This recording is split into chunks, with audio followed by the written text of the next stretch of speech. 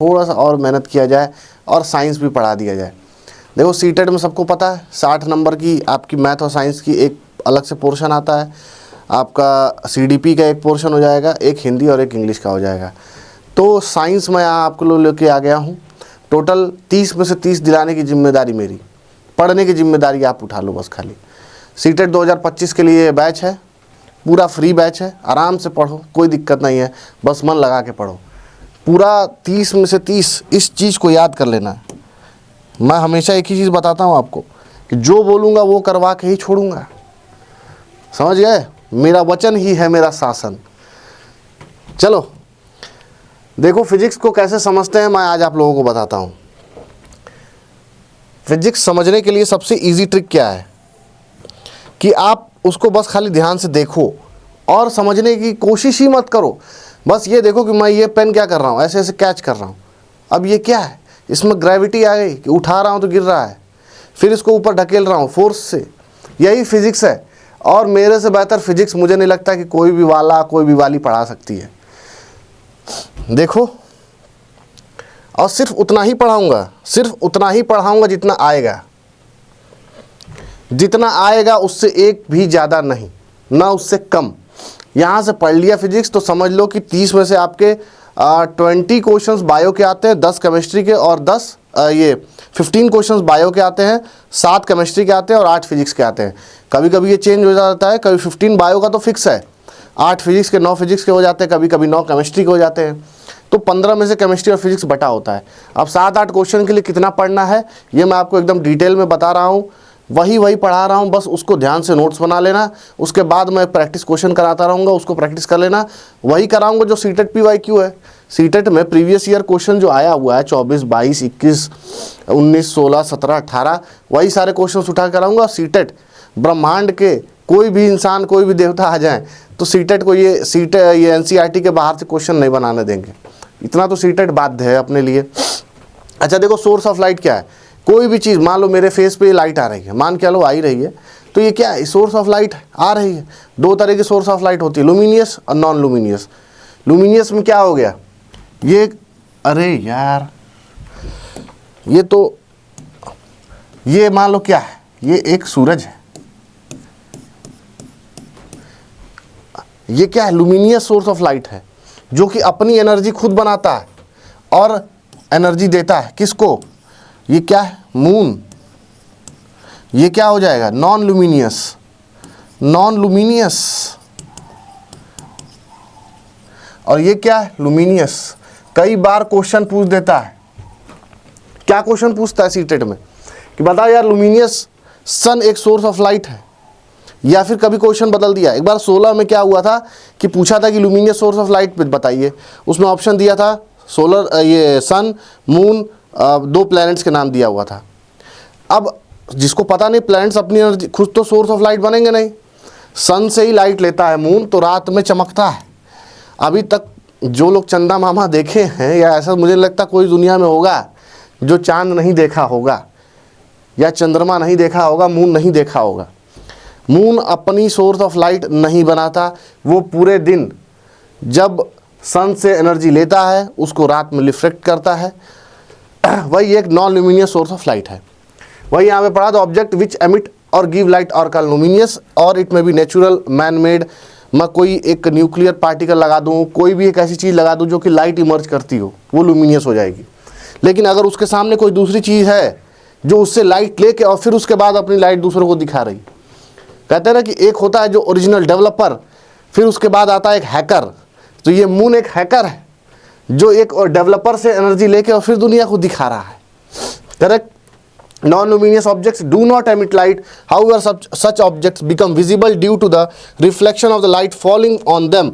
मतलब कि वो विजिबल ही क्यों होते हैं? क्योंकि उनका माई बाप जो सूरज है वो उनको रोशनी देता है।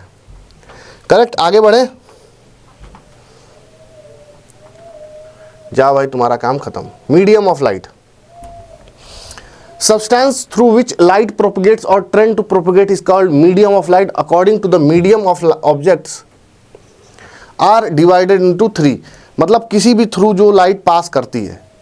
मैं एक एग्जांपल ले लूँ कि मान लो कि मैं एक टॉर्च जला रहा हूँ और वो एयर में जा रहा है और कुछ दूर के बाद मुझे फोकस दे रहा है, तो मेरा एयर क्या हो गया, सोर्स ऑफ मीडियम जिसके थ्रू वो पास कर रही है। अच्छा देखो, तीन तरह के मीडियम होते हैं, तीन तरह के मीडियम होते हैं, क्या क्या, बड़े परफेक्ट एग्जाम्पल से बताऊंगा, ध्यान से देखना। मान लो मेरे भाई ये एक पेपर है, अगर मैं ये फ्लैश लाइट जला रहा हूँ, अगर इसके थ्रू भी अगर ये फ्लैश लाइट आपको बाहर से दिख रही है, आई होप दिखनी चाहिए, दिख रही है क्या, हाँ दिख रही है, तो ये क्या हो गया, ट्रांसलूसेंट। तीन तरह का होता है, तीन तरह का होता है, पहला ट्रांसलूसेंट, ट्रांसपेरेंट, और एक आता है आखिरी में ओपेक। ओपेक एक्सप्लेन करता हूँ ट्रांसलूसेंट से शुरू करके। देखो आज के बाद ये चीज़ पढ़ने की ज़रूरत नहीं पड़ेगी, इतना एक क्लियरली बता दूंगा। मैं अगर फ्लैश लाइट अपने यहाँ जलाऊँ तो क्या यहाँ तक दिखेगा, अनटिल अनलेस मुझे कोई गोली मार दे और छेद बना दे मेरे शरीर में, क्या तब तक ये फ्लैश लाइट मेरे आर पार हो पाएगी, नहीं। तो मेरी बॉडी क्या हो गई, ओपेक। तीन तरह का होता है, ठीक है, पहला ट्रांसपेरेंट, दूसरा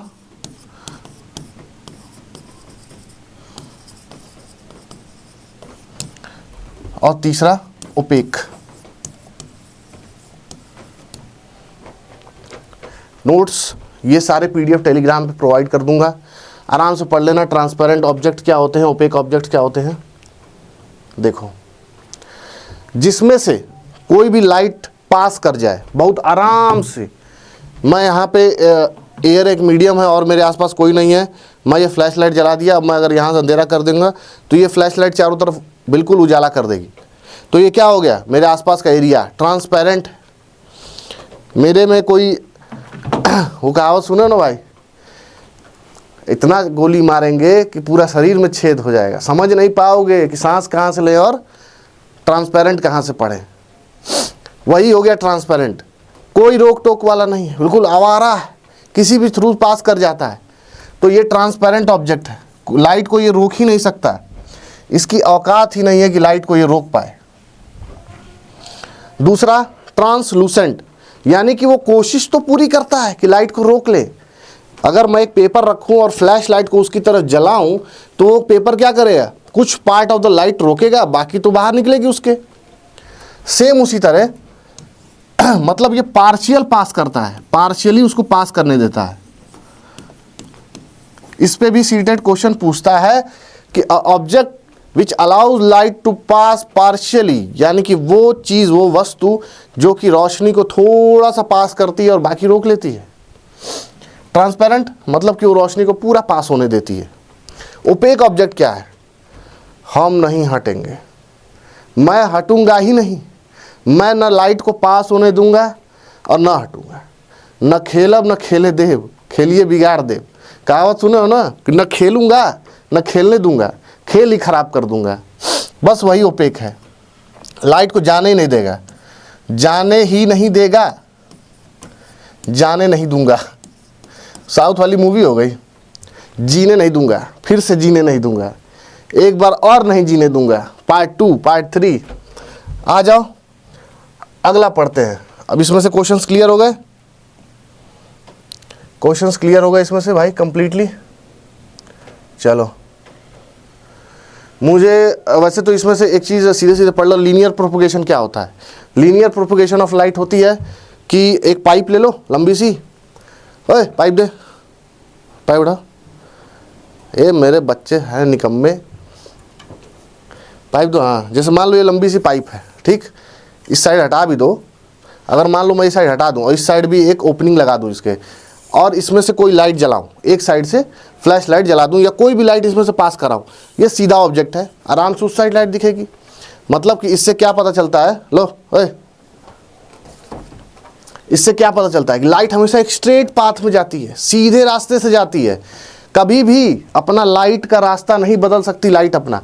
यही लीनियर प्रोपगेशन है, यही इसमें ये बेकार गरीब बच्चा दिखाने की कोशिश कर रहा है कि मोमबत्ती को सीधे रॉड से देख रहा है, दिख रही है, टेढ़ा रॉड कर दिया तो नहीं दिख रही है। बस लीनियर प्रोपगेशन यही है। आओ, behaviour of light, when light travelling in one medium falls on the surface of second medium the following effects में ऑकर।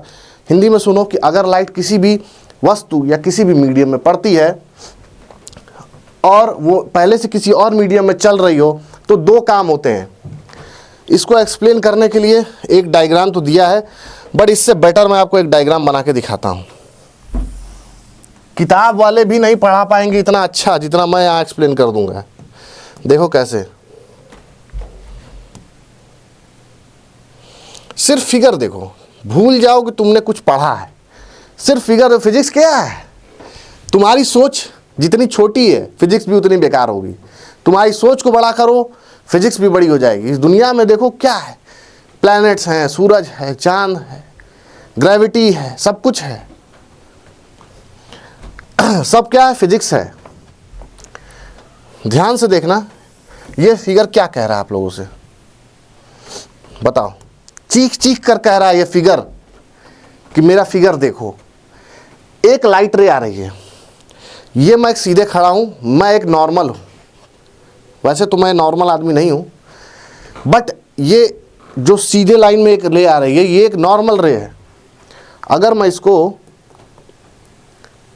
ये एक नॉर्मल होती है, हर किसी ने स्कूल में फिजिक्स पढ़ा होगा, सबसे पहले यही बनाना सीखा होगा कि एक नॉर्मल रे है। अब मैं इस साइड आ गया, मतलब मैं एक इंसिडेंट रे हूं। मैं ये पेन को ऐसे अगर फेंकता हूं, ऐसे मतलब किसी एंगल से फेंकता हूं, सीधे गिराऊंगा तब तो मुझे पता है ये तो वापस, अगर बाउंसिंग ऑब्जेक्ट होगा तो वापस आएगा, सीधे मेरे ही पास आएगा वो, छोड़ के आगे तो जाएगा नहीं, पीछे भी नहीं आएगा। लेकिन अगर मैं इसको ऐसे गिराने की जगह ऐसे गिराऊं तो वहाँ पे वो गिरेगा और उछड़ के आगे जाएगा, मतलब कि ऐसे ऐसे उसका रास्ता होगा, ये गया और इधर से वापस। सेम उसी तरह एक लाइट है, यहाँ पे एक मान लो टॉर्च है। मजनू भाई का आर्ट बनाने का समय आ चुका है, इस काम के लिए ही तो मैं पढ़ाता हूँ।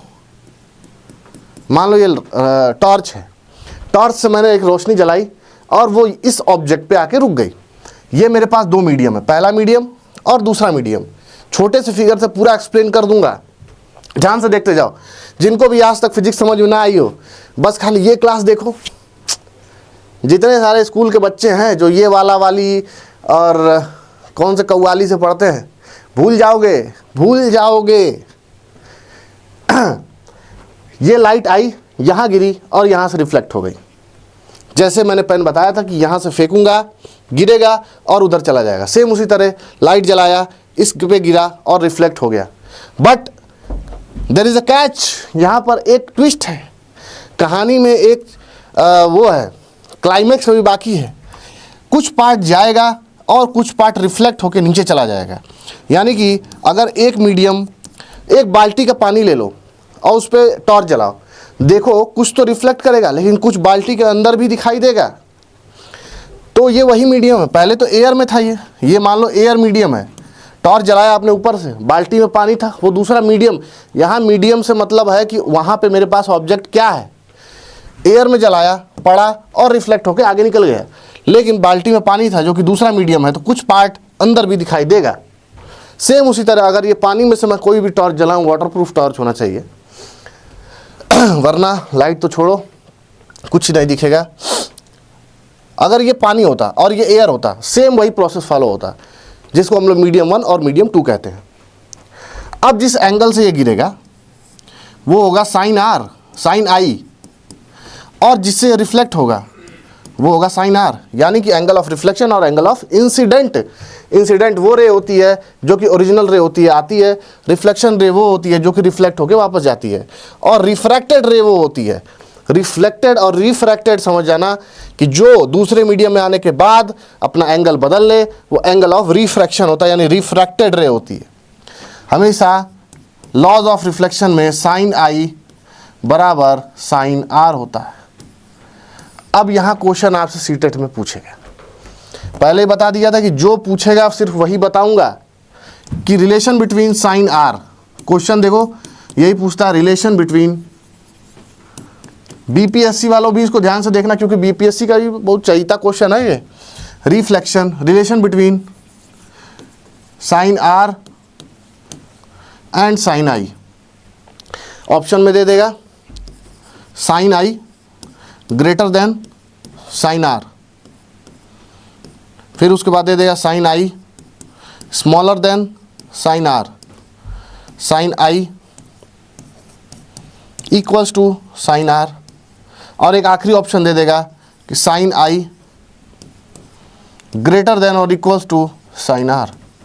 अब बीपीएससी का ये क्वेश्चन होता है, देखो वैसे तो सारे एग्जाम में 4-4 ऑप्शन देने का रिवाज है, परंपरा है, प्रतिष्ठा है।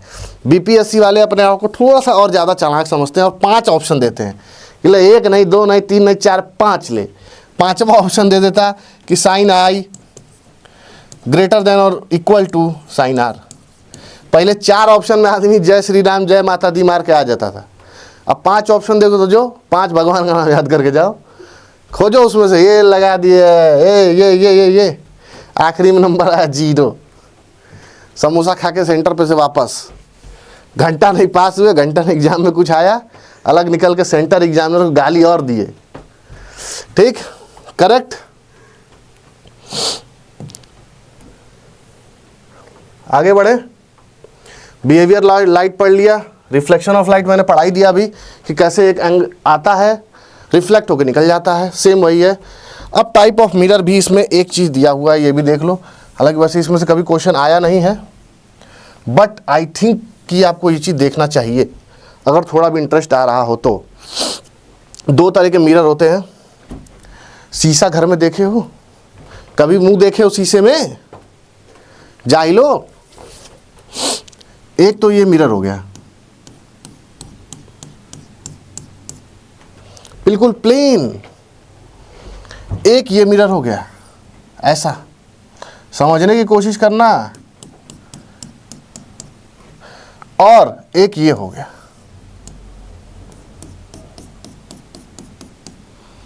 ये क्या है?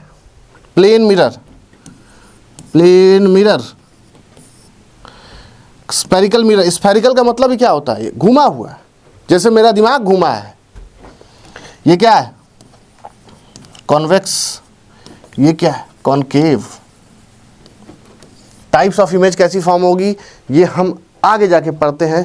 मैंने अभी ये फिगर आप लोगों को सही से समझाया था कि एक आया रे रिफ्लेक्ट हुआ, ये नॉर्मल है, और ये एक प्लेन ऑफ मीडियम है, प्लेन मिरर। बस खत्म, चलो दफा हो जाओ। अरे यार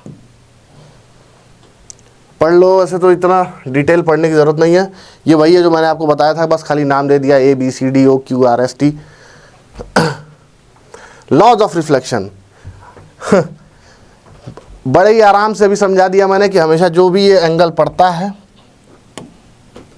ये एक मीडियम है, ये लाइट आई, ये रिफ्लेक्ट हुई, आने वाले को आई बोलते हैं, जाने वाले को आर बोलते हैं। समझ गए? आ रही है आई, जा रहा है आर। आई आ रही है और यहाँ पर ये LGBTQ की सपोर्टर है तो आर बन के निकल रही है। समझ गए? फर्स्ट लॉ क्या कहता है कि जो साइन आई है, यानी कि ये एंगल जो है वो जाने वाले के बराबर होगा। भाई आपके बारात में 100 लोग आए तो 100 ही तो वापस जाएंगे। वो अलग बात है गांव की बारात हो, उसमें से 20-25 मार खा के भी जाते हैं। ठीक, आगे देखो, लॉज ऑफ रिफ्लेक्शन में पहला लॉ क्या कहता है? साइन आई बराबर साइन आर। अरे तुम जाती क्यों नहीं? ठीक है, रेगुलर रिफ्लेक्शन बड़ा ही सिंपल सा है। मैं आपसे कोई बात सीधे बोलूँ, आप बहुत सज्जन पुरुष हैं, आप भी कहेंगे सेम टू यू ब्रदर, आप भी बहुत अच्छे इंसान हैं। लेकिन मैं आपको टेढ़ा होकर बोल दूँ कि भाग जाओ यहाँ से, 4 झापड़ मारूंगा, तो क्या बोलोगे कि नहीं मैं 8 झापड़ मारूंगा? सेम वही है रेगुलर रिफ्लेक्शन और नॉर्मल रिफ्लेक्शन के बीच का डिफरेंस। अगर कोई इंसान सीधा है, जैसे कि ये मिरर, अबे तेरी तो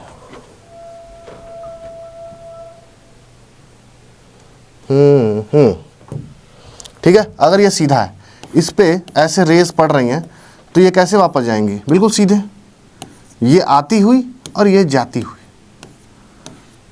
ठीक, लेकिन अगर कोई इंसान ऐसे ऐसे ऐसे टेढ़ा है, ठीक, तो ये आ कहाँ रही है? ये ऐसे जाएगी, ये यहाँ आएगी, ऐसे जाएगी, ये यहाँ आएगी, ऐसे जाएगी। समझ गए? जिसका जैसा व्यवहार उसको वही चीज़ मिलेगी। करेक्ट? कोई समस्या? आगे देखो, reflection from a plane mirror. वैसे तो लैटरल इन्वर्जन होता है इसमें, लैटरल इन्वर्जन से डायरेक्ट क्वेश्चन आज तक कभी पूछा नहीं है, बट ये पूछ देता है कि जो इमेज होगी वो किस टाइप की होगी। और यही आपका बवाल हो जाएगा। ये पॉइंट को बिल्कुल ध्यान से नोट कर लेना कि मैं प्लेन मिरर एक बनाता हूं,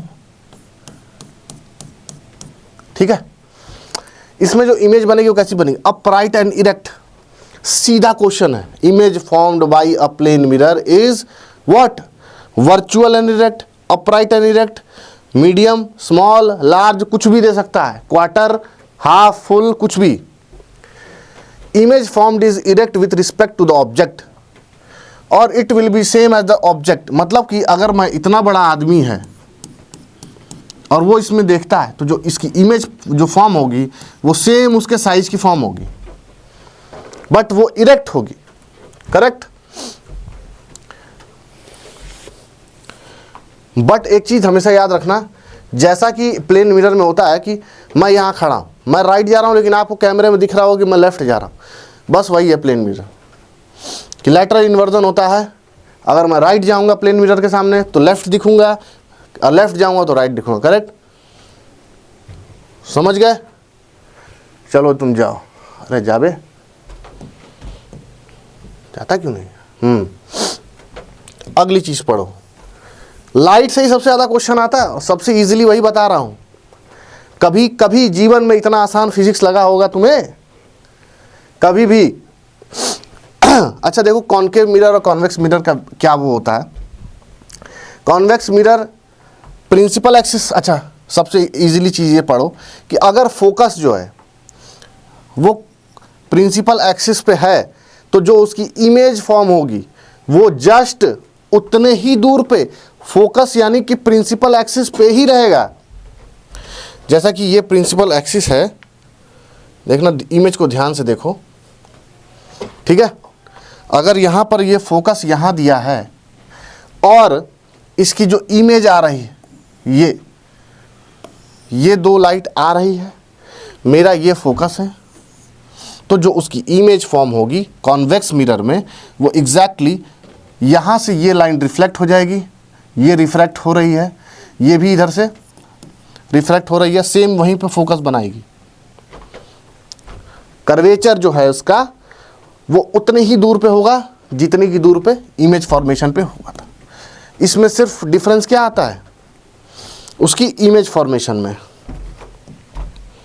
सीधा सीधा क्वेश्चन है कि क्या कोई फोकस में चेंज होता है कॉन्वेक्स मिरर से रिफ्लेक्शन पे? नहीं होता है।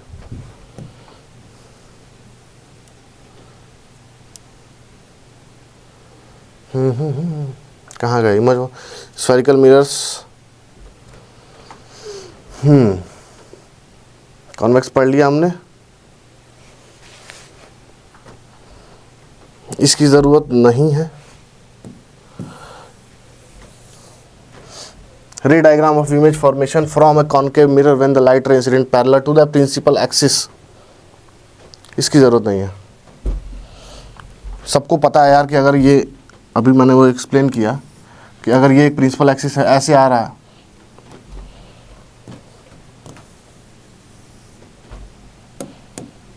ये एक प्रिंसिपल एक्सिस है, ठीक। अगर कोई चीज़ ऐसे रे आ रही है तो रिफ्लेक्ट होकर ऐसे ही तो जाएगी। इसमें क्या पढ़ना है आपको? क्या पढ़ना है बताओ? ये एनसीईआरटी का पोर्शन है, देख लो। यही चीज़ें आपको बहुत ज़्यादा टफ लग रही होंगी। अब ये उसकी कुछ कंडीशंस दे दी गई हैं। इन कंडीशंस को पढ़ाने से पहले मैं उसके आपको कुछ लॉज पढ़ा दूंगा, ताकि इसका एक फॉर्मूले की लिस्ट लिख दूंगा यहाँ पे। इतना देखने की ज़रूरत ही नहीं पड़ेगी। अगर कि पोल पे आ रही है तो उसकी रिफ्लेक्टेड रे कहाँ जाएगी, साइन आई के बराबर कितना होगा, ये सब चीज़ें पढ़ने से पहले आपको पूरा एक जो लिस्ट आता है कि centre of curvature, focus, principal axis, वो लिस्ट आपको दूंगा। उसके बाद ये सारी चीज़ें एक्सप्लेन करूँगा, वरना ऐसे डायरेक्ट देखोगे 200% कन्फ्यूज़ हो जाओगे।